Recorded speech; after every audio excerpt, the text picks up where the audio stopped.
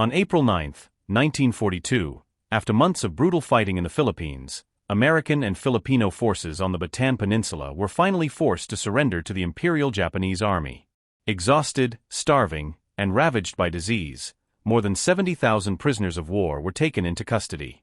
With little preparation and even less regard for their condition, the captives were then ordered to march north, deep into Japanese-controlled territory. The journey that followed would become one of the most infamous war crimes of the Second World War. It would be so horrifying that it would come to be known as the Bataan Death March. As always, viewer discretion is strongly advised.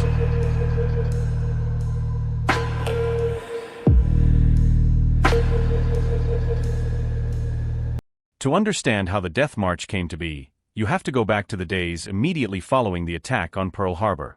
On December 8, 1941, just hours after the strike on Hawaii, Japanese forces launched coordinated attacks across Southeast Asia and the Pacific. Their objective was sweeping: neutralize American air power, seize the Philippines, and establish a defensive perimeter across the Western Pacific that the Allies would find too costly to break. The Philippines, at that moment, were a strategic prize unlike any other in the region. The island sat at the heart of Japanese supply and shipping lanes, and their fall would effectively sever American influence from East Asia. General Douglas MacArthur, who commanded the combined American and Filipino forces, recognized the threat immediately. When Japanese bombers destroyed much of the American air fleet at Clark Field within hours of the Pacific War's opening, the strategic balance shifted dramatically and irreversibly. MacArthur's forces, numbering roughly 130,000 men, fell back to the Bataan Peninsula on the western side of Luzon, executing what was known as War Plan Orange 3, a deliberate fighting retreat designed to buy time until a relief fleet could arrive from the United States. The plan assumed those reinforcements would come within 6 months. They never came. The Allies had already decided that Europe was the priority theater, and the Philippines would have to hold on alone. And recognizing the importance of this decision, the consequences for the men on Bataan were devastating. Cut off, undersupplied, and already weakened by disease, the Filipino and American defenders held out for nearly 4 months, far longer than the Japanese had anticipated. They were fighting on less than half rations by January 1942. By March, men were eating monkeys, iguanas, and leather from their own equipment. Malaria, dysentery, and beriberi tore through the ranks at a rate that no amount of military resolve could outpace. For the Japanese, Bataan represented both an obstacle and an embarrassment. General Masaharu Homa's 14th Army had expected the campaign to last weeks. Instead, it had stretched into months, attracting international attention and stalling Japan's timetable across the theater. When Tokyo grew impatient, Homa was reinforced with fresh troops and ordered to finish it. By late March of 1942, the outcome was no longer in doubt. By early April, both sides understood that the end was coming. The Japanese were pushing south with renewed strength. The defenders were too weakened to mount a serious counterattack. With no relief on the horizon and supplies utterly exhausted, the order to surrender came down from General Edward King, the largest surrender of American-led forces in history. What the Japanese commanders had not adequately prepared for was what to do with more than 70,000 prisoners of war once they had them. The surrender took place at Mariveles, at the southern tip of the Bataan Peninsula. Almost immediately, it became clear that the Japanese had no coherent plan for processing the enormous column of men forming in front of them. Prisoners were stripped of their possessions: watches, rings, cigarettes, food, and any item a Japanese soldier found desirable. American officers who were found carrying Japanese currency, which the defenders had confiscated during the fighting, were executed on the spot. The Japanese interpreted possession of that currency as evidence of battlefield looting, a capital offense under their military code. Several were beheaded before the column had even begun to move. The men were assembled into rough groups and marched north along the East Road, a two-lane coastal route that wound through jungle, farmland, and small villages. The sun was already brutal by mid-morning. There was no shade. There was no water. Guards who were themselves exhausted and in some cases contemptuous of men who had surrendered rather than died fighting, a profound dishonor under Bushido, allowed little to no rest. Prisoners who staggered or fell were prodded forward with rifle butts. As you might have guessed, conditions deteriorated almost immediately. Water was the first critical crisis. The Philippine heat in April routinely exceeds 100 degrees Fahrenheit, and the men, already dehydrated after months of reduced rations, began collapsing from heat exhaustion within the first miles. Along the route, carabao wallows, muddy roadside pools, and irrigation ditches became objects of desperate desire. When prisoners broke ranks to drink from these sources, some guards allowed it. Others beat them back or bayoneted men who reached the water. Food was nearly non-existent for the first several days. Some prisoners managed to hold on to small amounts of rice or canned goods they had concealed on their person. When this was discovered by guards, it was taken. Filipino civilians who lined the road and tried to pass food and water to the prisoners did so at considerable personal risk. Japanese soldiers sometimes beat or threatened villagers who attempted to help. Occasionally, guards looked the other way. There was no consistency to the cruelty, which in some ways made it worse.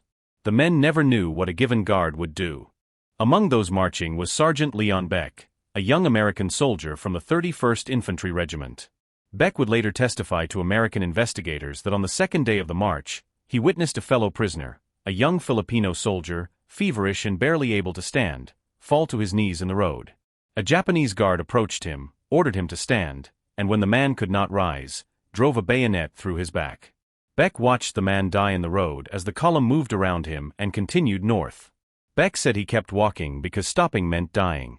He said that for a long time after the war, he could not explain to people why he had not done something. There was nothing to do. There was only the walking. Stories like Beck's were not exceptional. They were, as survivor testimony would later confirm, ordinary. The killing of men who could not keep pace became a pattern so consistent that prisoners learned to watch each other, to drag, carry, and prop up anyone who was beginning to fall, because falling was a death sentence. By the third and fourth days, the column had swelled into a chaotic, fragmented line stretching for miles along the road. Japanese logistical failures compounded the suffering at every turn. When prisoners were herded into holding areas at night, open fields, dry riverbeds, bombed-out buildings, there was rarely food or water waiting. Men were packed so tightly that lying down was impossible in some enclosures. Latrines did not exist. Dysentery, already rampant before the surrender, spread with devastating speed. Men soiled themselves as they walked. The smell of the column became something survivors would describe for the rest of their lives as impossible to forget. Needless to say, the medical situation was catastrophic. Japanese guards had confiscated most of the medical supplies American doctors were carrying. Physicians marched alongside their patients with nothing to give them. A doctor named Captain Ralph Hibbs, who survived the march and later wrote about it extensively, described performing minor amputations in the field with improvised tools, working by whatever light was available, on men who had no anesthesia and no bandages beyond strips torn from clothing. He wrote that his primary function during the march was not medicine. It was presence, simply staying near men who were dying so they would not die alone.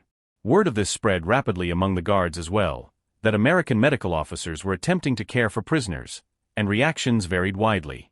Some guards ignored it.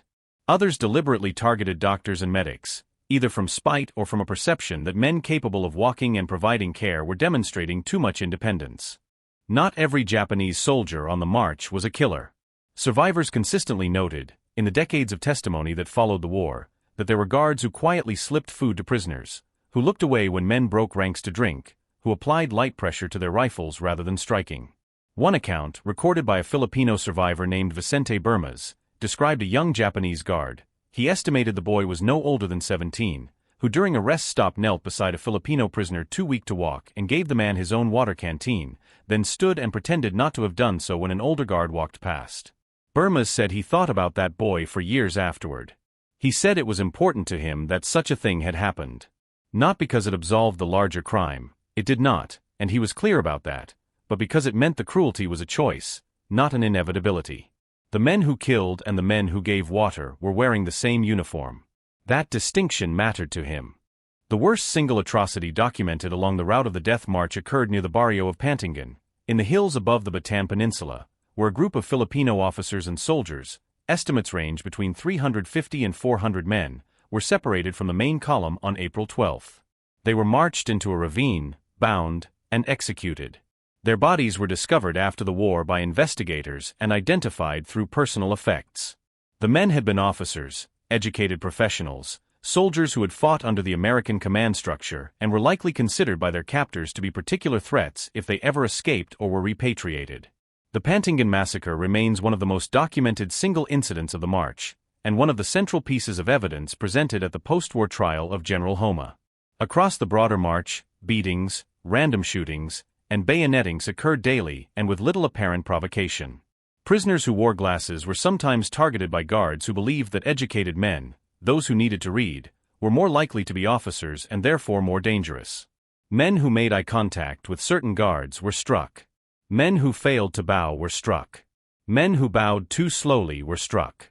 The arbitrariness of the violence wore on prisoners psychologically in a way that the consistent physical deprivation did not. A man can prepare himself for hunger. He cannot prepare himself for randomness. For the prisoners, the road seemed endless. Some men were marching for more than a week before they reached San Fernando, the railhead where they were to be loaded onto trains for the final leg to Camp O'Donnell. The rail journey, which might have been a reprieve, was its own horror.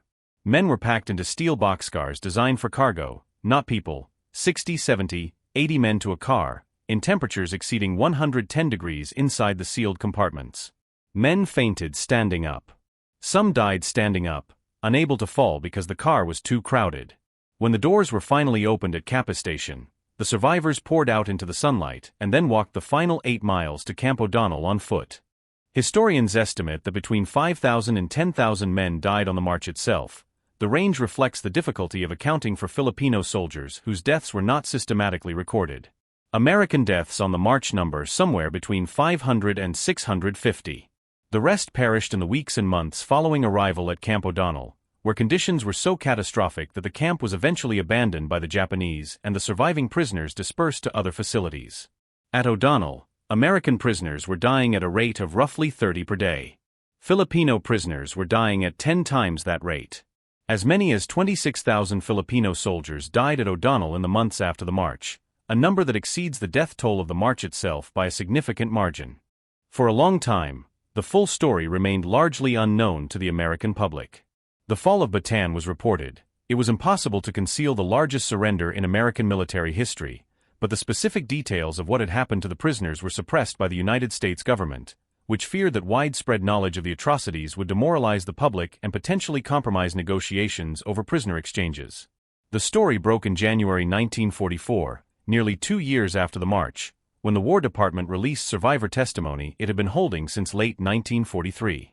Escaped prisoners, including Lieutenant Colonel William Dias, had given harrowing accounts that the government had initially classified.